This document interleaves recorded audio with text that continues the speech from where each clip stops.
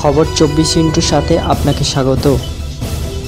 নতুন নতুন খবর জানার জন্য আমাদের চ্যানেলে চোখ রাখুন।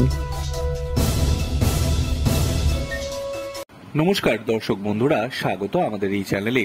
আরজিকর কাণ্ডের প্রতিবাদে পশ্চিমবঙ্গ ছাত্র সমাজের ডাকে নবান্ন অভিযান, আর তা নিয়ে রীতিমতো রণসজ্জায় কলকাতা পুলিশ। লালবাজার সূত্রে জানা গিয়েছে, মিছিল আটকাতে 25 জন উপনগরপালের ওপর দায়িত্ব দেওয়া হয়েছে।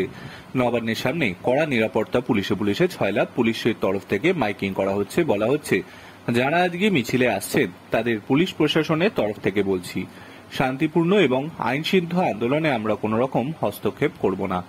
তার সঙ্গে এটাও অনুরোধ করছি, আইন মেনে মিছিল করুন।